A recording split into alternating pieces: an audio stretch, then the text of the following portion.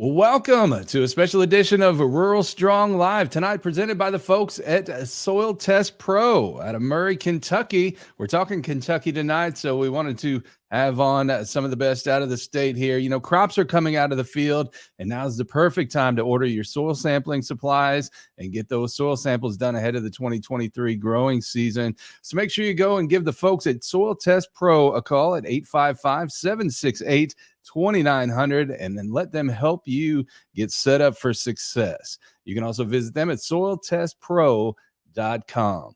Well, tonight's special guest has made quite a name for herself over the past decade. First as a country music journalist and founder of the great KentuckyCountryMusic.com website, but now as the executive director of the Kentucky Music Hall of Fame and Museum. And tonight she's here in that capacity to talk more about the Hall's 2022 induction ceremony, which is going to be held Friday, October 28th. We can't wait to tell you all about it. But first of all, Jessica Blankenship, welcome in to Rural Strong Live.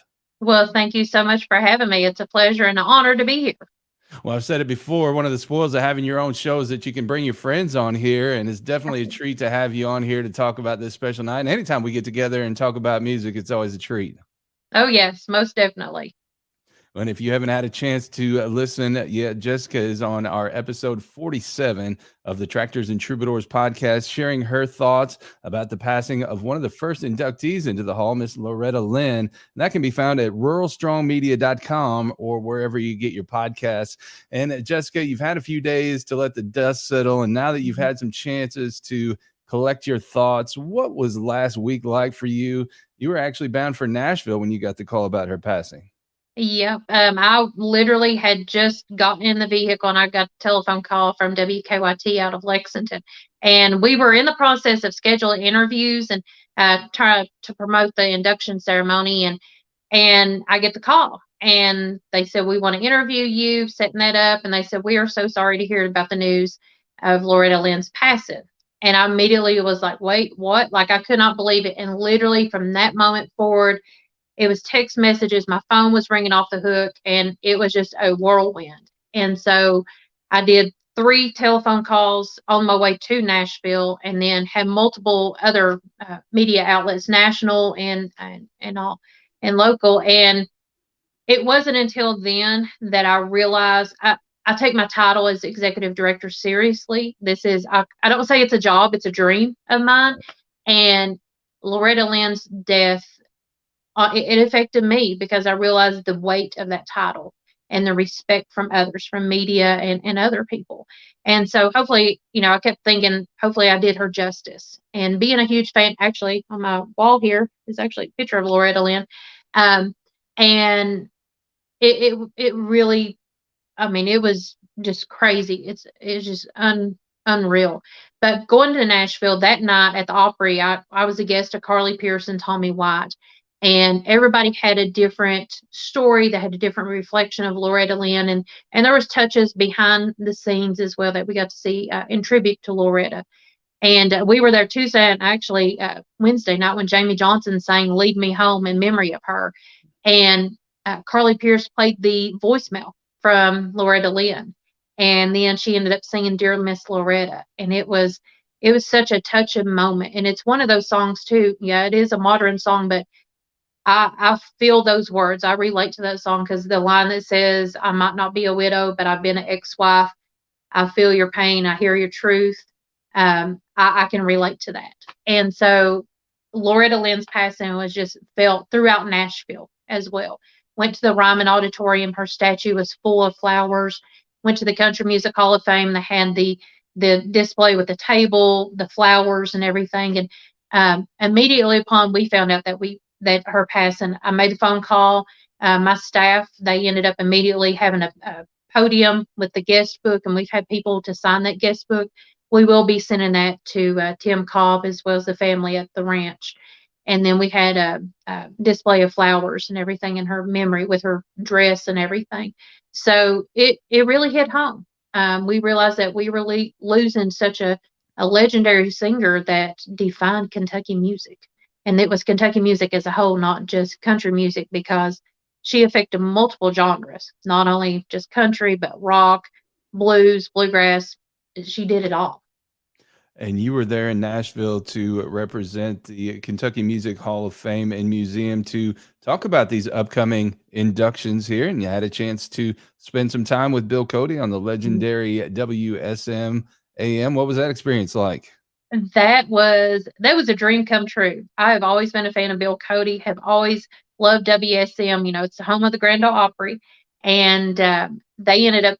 It aired on Circle Network, and it's a teeny tiny studio. When you watch it, you're thinking it's this big studio. It's teeny tiny, and they're at Gaylord Opryland Hotel. And so we did the interview, and beforehand, the night before, they decided to tell me, "Hey, your interview is 5 minutes. We're going to expand it to 5 more minutes. We want you to talk about Loretta." Like, okay, and so once that interview was over, one of the producers overhead kind of buzzed in and said, "Hey guys, we got some breaking news." I thought, okay, what else is happening? They literally broke the news that Garth Brooks had invited Ashley McBryde to be the newest member of the Opry, and he was literally right next door at the Opry House. So, I thought that was amazing, and so we got to come back on and break that news to everybody on the air, and it was a whirlwind of experience. But while in Nashville, of course, we did the other places. We went to the National African American Music Museum. It's a brand new museum. It is phenomenal. It is just high tech, very interactive. Some of those ideas that they've got, I'm bringing back to Kentucky, and so hopefully we get some funding to do some of those things. And we did. Oh gosh, we ended up having dinner with a couple of the inductees and meeting with inductees. That was the whole purpose of the trip, was meeting with those folks to get their items for the display cases in time for the induction. So definitely a busy week, and then you add in Loretta Lynn's passing. It was one thing after another for sure. Well, I get goosebumps when I sit here and you talk about having that breaking news on there and just the gravity of everything that's going on here. And it Mhm, really is why we do what we do. mhm, And, because we feel so passionate about it. And that's really what these Hall of Fame inductions are all about here. And I know that's what you are here to talk about tonight. The Kentucky Music Hall of Fame inductions going to be held at 6 p.m. on Friday, October 28th at Renfro Valley Entertainment Center in mhm, beautiful Mount Vernon, Kentucky. Paul Yandell, Carly Pierce, T.D. Young, Paul Goebel, Marty Brown, Tommy White, and Nora Lee Allen will all be enshrined. And Jessica, I know people make a lot of the Country Music Hall of Fame, the Rock and Roll Hall of Fame, and mhm. such. But this collection of talent here in the Kentucky Music Hall of Fame is really second to none, isn't it? Yes, and it is every year that they do an induction ceremony, which we're celebrating our 20th anniversary this year, and we try to expand. It's not just country, it's not just bluegrass. And a lot of people, when they think of Kentucky music, they think of those two musical styles. And so this year's class, it is a wide variety of folks, top notch individuals. Um, you've got Paul Yandell or Yandel. He pronounces the last name both ways. Master certified guitar player. He learned under Chet Atkins and was good friend Steve Warner. And then you got Pete Goebel, who is bluegrass.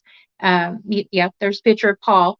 Um, and then you've got Pete Goebel, who is a singer songwriter in the bluegrass world that the Osbournes, as well as Ricky Skaggs and several others, have cut his songs. Even Alison Krauss had cut one of his songs. And then you've got Nora Lee Allen. She is a background vocalist. She played on the Grand Ole Opry for many, many years. She went on tour with Conway Twitty. She was his background vocalist. Blake Shelton. She's worked with Carly Pierce. And she's retired from doing that. And of course, we all know her husband, Dwayne Allen, from the Oak Ridge Boys. And then we've got Tommy White, another Grand Ole Opry band member. And the unique thing with Tommy is that he's still a guitar player. He has played with Lady Gaga. So he's Right. played with Vince Gill and Lady Gaga. You're not going to get that anywhere else. And then we've got T.D. Young, who is a master blues musician, and I cannot wait for you all to see him perform because he gets you up dancing in the aisles. And then we have got Marty Brown, who's a country musician, and there's his picture as well. And then we've got all of our different inductees that we've got. Yeah, we don't want to And forget this lady, oh too. yeah, and Miss Carly Pierce, of course. I was like, I know I'm forgetting somebody. And of all people, Carly Pierce, I mean, she's nominated for 5 CMA awards. That's coming up right after that. She is CMT Artist of the Year this year. She's award winning as well. She just debuted a music video yesterday, day before yesterday, of What He Didn't Do, and just a super kind young lady out of Taylor Mill, Kentucky, and definitely looking forward to having her. All right, the album 29 written in stone out there. She's getting ready to go out on tour and Mhm, 3 number 1 singles. You talk about Ashley McBryde earlier. They had a big mhm. single in 2022, also a number 1 hit with Lee Brice. So, Yes. and one on her own. So 3 total for her. And Mhm, man, just incredible. Remember listening to her on the Opry in those early days before people really knew who she was, mhm, except for the leadership of the Opry, who were wise enough to kind of catch on to her, before she really even had a number 1 hit. mhm. Yeah, and oddly enough, she actually played at Jarfly, which is a teeny tiny little, um, bar, I guess you can call it, brewery over in Somerset, Kentucky, and I was invited to go see her perform. And I had another meeting that night actually, and so I ended up not being able to see her. But then all of a sudden, her career blew up. So she's just a heck of a talent. I will say that, and just she can sing it all. Seems like. Well, this is a fascinating crop of talent here, and I want to kind of circle back around a little bit and kind of dig in on a couple of these. We'll start out with Paul Yandel here, a Mhm, guitar player from Mayfield, Kentucky. Again, played with the Leuven brothers, Ira and mhm, Charlie, Kitty Wells, Johnny Wright, George Hamilton the fourth, and Jerry Reed, and also worked with Chet Atkins. And if you can get those 2 guys on your side, and they can vouch for your guitar playing, I don't think it got much better than that, did it? Oh, yeah, and, we actually one of the outfits that we're putting in his induction case is a shirt that he wore when he played with Jerry Reed. Oh, So wow. I can only imagine the stories between those 2 and the guitar picking between those 2. And, he ended up Chet Atkins, the estate, after Chet had passed, they actually made Paul one of the last certified guitar players. And so we actually got the pin that says CPS on it, or CP, um certified get C, CGP, excuse me. We've got the pin that's on the hat, and we actually he donated. His family had donated a guitar that's the Miss Wanda guitar, and it's about 100 years old, if not older. Still has the original strings, and it's the guitar he learned how to play. And then we've got a 1959 Gretsch guitar that's on the cover of the manual of the guitar manual that he had written. But and he was good friends with Steve Warner. Steve Warner's going to be at the induction ceremony, so he was good friends with him. And it, I'm learning more and more about Paul's story through his wife. And his wife, some of her relatives were married to little Jimmy Dickens. So we instantly bonded because you know me, I love little Jimmy Dickens. That's right. But I got to meet her and her son, and just learning those stories and learning his impact on music is something that you're not going to find on Google. Right. And so that's one of the things that I am going to start doing a little bit more, is doing more of those oral histories, learning about the person, and kind of get the word out, what you don't see by a Google search or by, just reading a manual. So, And it's funny as we talk about all these and you start connecting the dots and seeing all the mhm, common threads. You mentioned a moment ago Steve Warner, another yeah, guy who spent some time playing with Steve Warner, Tommy White.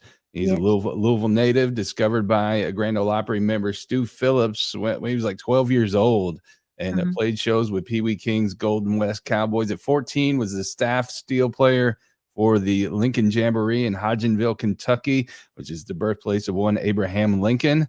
Also was hired to play steel at 16 for Donna Fargo, and went on to play with the Whites until 1993. Also, again, Steve Warner and Vince Gill, and now is the staff pedal steel player at the Opry. So yeah, it's amazing to see all these threads. And I was kind of, getting down, like you said, that Google rabbit trail earlier, yeah, and found that he and Paul Franklin have a yeah, master class in steel guitar playing that you can pay like yeah, $149 for. So, yeah, oh and man, if ever I had 5 free minutes, I think, go ahead and take my money, because I think that would be pretty yeah. fascinating. And a super nice guy. We got to meet him at the Opry, and he was telling us stories. Of course, playing with Lady Gaga. If you watch the Oscars, The Shallow with Lady Gaga and the other guy, they're playing it, and it's almost towards the end. You just hear that steel guitar, and that's Tommy on stage. Yeah. And he's also in the Steel Guitar Players Hall of Fame and just very well respected. And he's doing recording sessions, plus the Opry is using him quite a bit. And then he was on the road with Vince Gill not too long ago. So some of the photos that he has that he sent us is stuff when he was a teenager playing steel guitar. And I mean, being hired as a teenager, some of these legendary acts, I just can't. The only other person I can think of is like Barbara Mandrell. Right. That's that she could play anything, but as a young child going out on the road. Um, and so Tommy's just a heck of a talent, and definitely looking forward to inducting him for sure. And then you continue to look at connecting the dots here, and you talk Mhm, about that legendary stage of the Grand Ole Opry. Right on that same stage with Tommy White for so many years was mhm, Nora Lee White, of course, out of Bowling Green, Kentucky, mhm, background vocalist from the early '80s to the last year with the mhm, Opry. You mentioned earlier. Conway Twitty, but also played with the Chuck Wagon Gang, Kenny Rogers, Garth Brooks, Minnie Pearl, Roy Acuff, and also the Oak Ridge Boys. So just tremendous talent. And she mhm, was one that wasn't always front and center. yeah, And, a lot of people might not even recognize the name, but boy, if they listen to any of those Opry broadcasts over the years or were there in mhm, person, yeah, they certainly recognize her if they saw mhm. her. Yes, and she is just so genuine and just very elegant. She kind of reminds me of course, you have Minnie Pearl, and then you had Sarah Cannon. And Sarah Cannon was always well to do, that she was everything was in its place and very proper, Southern proper, I guess you can say. And that's kind of what Norley Allen is. And just very kind hearted. Every conversation, it's wild because I'll look at my phone and see her number and have conversations with her about the induction, and of course, other things.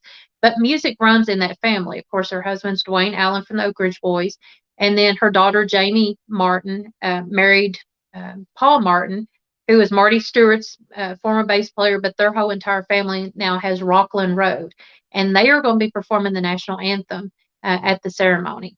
And so, just a wonderful, talented family. But Nora Lee herself, um, I've now started digging in to see what other recordings that she's been involved with. Now I know that she was with Conway Twitty, she was with Blake Shelton, listening in for her vocals. But it's almost like Chris Stapleton back in the day. Now you start listening to Dirk Bentley and the Luke Bryan, all those songs. Now you hear Chris Stapleton's. So now I'm kind of looking into those other songs. Like, okay, do I hear Norley Allen in that? It's such a neat thread when you start listening to that and Mhm. really kind of fine tuning your ear and starting to realize all this stuff. It opens up a whole other world, doesn't it? Oh yeah, it definitely does, and it just it brings that whole story and the connection that within a song, but also the songwriter, the singer, and then the production level of it. Everybody that's involved just to make that song something that somebody can relate to. Well, you mentioned Pete Goebel earlier in this. Mhm, I'm glad he's getting his due. A lot of people might not recognize the name, but boy, they'll sure recognize the songs and the artists who cut them over the years. We lost mhm, him at age 86 in 2018. He's from Prestonsburg, Kentucky. If you've heard the song "You'll Be a Lost Ball," I'll drink mhm, wine, no more wine. Also, I'll never take no for an answer. Recorded by everybody from Alison Krauss to Rhonda Vincent to J.D. Crowe and just scads of other legendary bluegrass artists. mhm, And it's mhm. cool to see him finally taking his rightful place there in the hall. Yep, and, of course, he wrote Windy City that the Osborne brothers had, Right. cut, and, of course, we mentioned Alison Krauss. She is actually one of the people that wrote a letter of recommendation, for a Nice. nomination for him, and then, we've had, Dale Bradley was another one that wrote a letter of recommendation. So going through their file folders is very interesting to see who actually nominated them, and, even Tommy White earlier, his mom wrote a two-page handwritten letter, and she's in her 90s, wrote a letter recommended and told his life story too. And so I'm making a copy of that. And then the actual letter, we're going to have it on display as well because it's such a sweet letter from his mom. But with Pete, yes, he's a legendary bluegrass singer songwriter. He's known quite a bit for quite a few of his songs, and definitely left his mark on the bluegrass world because multiple artists ended up cutting his singles. And then you mentioned earlier T.D. Young, of course, out of Lexington, Kentucky. A great blues man, played with the likes of Johnny Rawls, Guitar Shorty, Big Bill Morgan, Albert King, Al Green, Aretha Franklin. That's Mhm. just Aretha Franklin, and so Yeah. many more. And Oh, if you want to go down another YouTube rabbit trail, go search for him. And there's some mhm, phenomenal videos of him out playing. He's got the electric guitar with the transmitter, and he can go out there unplugged, and he's out there playing among the crowd and just getting oh, everybody yeah. hyped up. Really cool to see. Oh, yeah, and that's the best thing. He has his own club there in Lexington, TD's, and on Monday nights, that's when he practices, which he performs with his son and all of them. And that's on my bucket list. I need to go to TD's on a Monday night to watch that show. But we actually had him for our national or state food truck championship. He was phenomenal, and he was out in the crowd. He got us all dancing, and I'm not one to dance, but um, yeah, he got us dancing. So I told the board, I was like, I cannot wait. So we're actually having him. We're doing a little segment in memoriam of those that we lost this year in Kentucky, and then presenting another award. And then after that, we're going to have TD to kind of lift up our spirits and get us in the mood and all to get up and dance. I love that. And this last one here makes my heart smile because he and his wife Shelly have been so good to me over the years. From Mhm, Maceo, Kentucky, of course, his biggest hit came when he penned "I'm from the Country" and "I mhm, Like It That Way," which became a big old hit for Tracy Bird in 1998. Over 5 million downloads of that song. Just an incredible, incredible song. He found a new audience in 2013 when Shelly coaxed him to be on America's Got Talent, and he blew the world away there. And he's also mhm, written for Trace Adkins, Brooks and Dunn, and William Michael Morgan. So just as unassuming a guy as you'll ever meet, as kind and friendly, would give you the shirt off his back, and and tell you a good story about that shirt along the way, I'm sure. oh, yeah. And man, I'm just so excited for Marty, and I know how much this means to him. Yeah, and I was actually just talking to him and Shelly earlier today, and if I'm not mistaken, his mom is going to be there at the ceremony. They Awesome. wasn't for sure if she was going to be able to make it, but she is going to be there, and quite a few of the family and all. And like you said, I mean, he's had quite a bit of a career, and then to be on America's Got Talent to kind of get on to that next level of getting the viewership and all. And if I'm not mistaken, you said 5 million downloads. Now it's getting closer to 6 million, is Oh what Shelly wow. had told me the other day. Wow. So Well, and unbelievable. that was just in 2019. And Mhm, I was hoping I was remembering that number right, but they held a party at the BMI headquarters in Nashville for that, and I was blessed with an invitation to be there by those guys. And his mom was there that day, and everybody had a mhm, big old time celebrating Marty and what he was doing. And that was about the time he was getting ready to, or he just launched his most recent album here, which a lot of that you'll hear streaming here on Rural Strong Radio. So if you ever get a chance, the algorithms here love Marty Brown, so mhm, we play a lot of Marty Brown music. So yeah. hope you go and give that a listen. Well, tell me a bit more about the process of folks being nominated and selection and how that works. Well, it's very interesting because everybody thinks that they can be in the Hall of Fame and Why them not? or the grandma, because I play guitar, but no, it is a very serious production that we put on. But the nomination process, what I tell people is that they need to write a letter to the Hall of Fame. You can also send an email, but I will tell you a written or typed up signed letter looks a whole lot more professional. And you basically talk about the person that you want to nominate. You tell why, talk about their achievements, talk about the songs that they wrote or performed, if they sold so many albums. But most importantly, how have they made an impact on Kentucky music as a whole? If you look through our 20-year list, every single one of those people have made an impact on Kentucky music as a whole. And so we will stick all those letters into a different folder per person, and then we'll turn around and present that to the committee. And the committee will narrow it down, and they keep narrow it down to different piles, basically. and then they'll have their top 6 or 7. This year we ended up having 7, and they try to get a wide variety too. And like I said, it's not just country music. We look at everything. So, we have people like the Backstreet Boys. 2 of them are in there. And of course, you have Montgomery Gentry. They were inducted the exact same year. And then you'll have a bluegrass person. Of course, Bill Monroe was in the initial inductee list.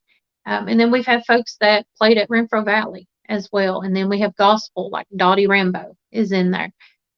If it is a previous inductee and they end up sending a nomination, that has a heavy weight as well.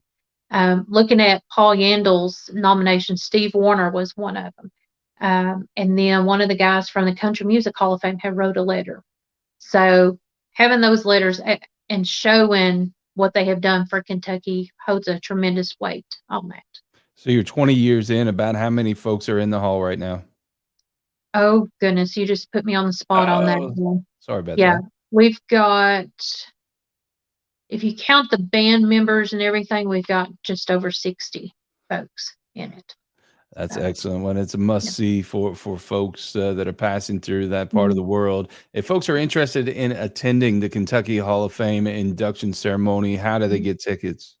Well, they can go over to renfrovalley.com, and then they can, you'll just scroll down a little bit and it'll say buy tickets, and they'll have the induction logo on there. And something that I want to tell folks is that, this isn't a big stuffy, black tie affair. This is actually pretty much more of a concert.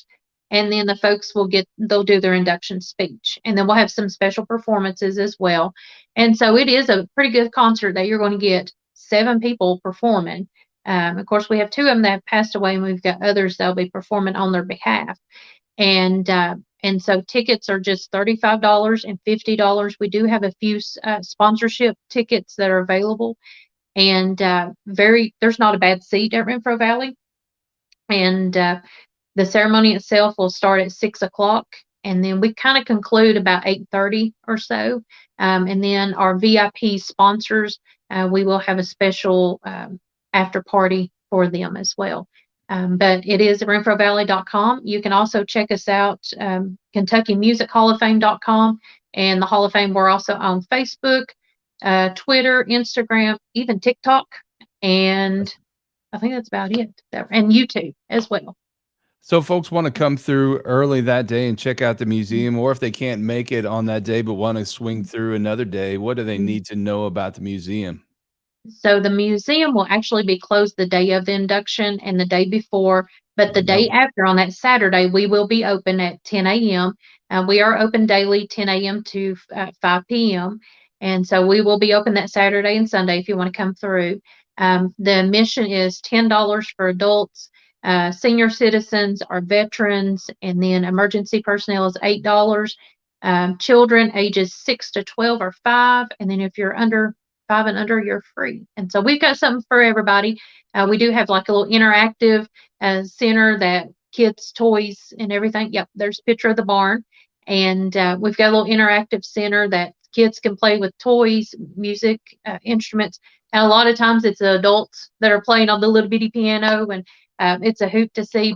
And that barn is kind of deceiving, because the barn itself is a gift shop, and then the lobby we have concerts, like little acoustic concerts, and then it expands behind that. So it's about 20,000 feet. The whole entire museum is. So it's a pretty good size. So what else will folks see at the museum? So you will see, as you walk in, we do have a gift shop, and it has everything from CDs, vinyl records. We'll have apparel. We've got stuff for kids as well, and it's all music related. And then we have a stage that you can actually take a picture, and that we've got microphones. It's got the little printout, kind of like the Grand Ole Opry. Instead of Opry, it says Kentucky Music Hall of Fame. You can take pictures, and then as you walk in, you will have the induction room, which has all the cases of the current inductees. Then we have a woodland area that we call Wood Songs, a Renfro Valley room that kind of has, it pays tribute to Renfro Valley. You have that same feel with costumes and interactive displays.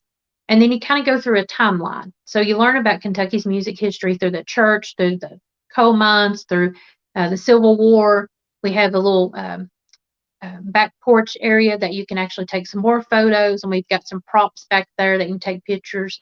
Then we talk about radio, WHAS, which started 100 years ago this year, and then the home environment of listening to the radio. And then we have another room with more inductee cases. That's where you can see Merle Travis's guitar, which is phenomenal. Loretta Lynn's dress. We have Dwight Yoakam. We've got several outfits of his. And then we have in-wall cases. We got other inductees as well. We have in-wall cases that those are temporary. We trade them out. Chris Knight is in there, even though he's not in the Hall of Fame. We have a special display for him. We're getting ready to have Noah Thompson, a display of him with the outfit that he wore on the finale of American Idol, which is even down to the boots that's got the dirt on them. So we've got that. And then Paul Martin, we've got a little display of him and several others, and those will switch out. So we're switching them out here in the next few months. We've got a recording studio that we're doing vocal lessons, and then soon we'll have instrument lessons, so you learn how to play banjo. We got a long hallway that has, we call it Loretta Lynn Way, that has large photos of Loretta. And then we have another room we call it the Exile Room because it's a huge wall-to-wall display on Exile, as well as exhibits of Crystal Gale and Dottie Rambo and several others. And in that room itself is my favorite item in the whole museum. It is Naomi Judd's dress and shoes from the last farewell tour. I still get chill bumps telling people about that because it is just absolutely stunning. And then we have our interactive room that also includes African American music display, as well as more displays of the Backstreet Boys, the Everly Brothers, Patty Loveless, Steve Wariner, and several others as well. So it's kind of, you go in a circle in a way, and there's literally, every time I go through there, I find something new. And I've been involved for the last 20 years, and then I've been a director just over 4 months and volunteered over the years. And I still find something new each and every time, too. You're a kid in a candy store, aren't you? Yep, pretty much. Well, I tell you what, again, the Kentucky Music Hall of Fame induction ceremony will be held Friday, October 28th at 6 p.m. at the Renfro Valley Entertainment Center. And you can learn more at KentuckyMusicHallOfFame.com or RenfroValley.com. And Jessica, we want to thank you so much for taking the time to join us and invite you to come back anytime to share the latest from the Kentucky Music Hall of Fame and Museum. Yes. Well, thank you so much for having me. It's been an honor and a privilege. And I hope everybody will go check out that special event. And we want to thank you so much for joining us and invite you to subscribe to the Tractors and Troubadours podcast, where each week we bring you agriculture industry newsmakers, hot button industry issues, educational features, and the best in true country music. The podcast can be found at Apple Podcasts, Google Podcasts, Spotify, Stitcher, TuneIn, iHeartRadio, Amazon Music, Deezer, Audible, Odyssey, and the Samsung free app. You can also find it at ruralstrongmedia.com. There you'll also find Ag Women Strong, which is a podcast by Lori Boyer, also blogs, educational features, and Rural Strong Radio, our 24/7 streaming internet radio station, bringing you our ag programming along with traditional country music, as well as a little bluegrass, southern rock, and inspirational music. And we also invite you to come back Sunday mornings, 10 a.m. Eastern, for Sunday's Kind of Country with Robbie Lynn. He spends 3 hours of great inspirational country music from legends as well as some independent artists. And you never know what you're going to hear on there, but I tell you what, it's always uplifting. So I hope you join us for that. Again, Sunday's Kind of Country, Sundays at 10 a.m. Eastern on Rural Strong Radio. Well, I tell you what, we want to say a big thank you to our sponsor, Murray, Kentucky's SoilTestPro.com. They're based in Kentucky, but they serve the United States. We hope you check them out. Remind you to go check them out for all your soil testing supplies and to learn about the Soil Test Pro app. We want to say thank you to everybody who joined us tonight and invite you to come back again as we unpack the best in country music and also agriculture. And we want to thank Jessica Blankenship from the Kentucky Music Hall of Fame and Museum for joining us tonight. So for Brent Adams and Jessica Blankenship, have a good night, everybody. Thank you.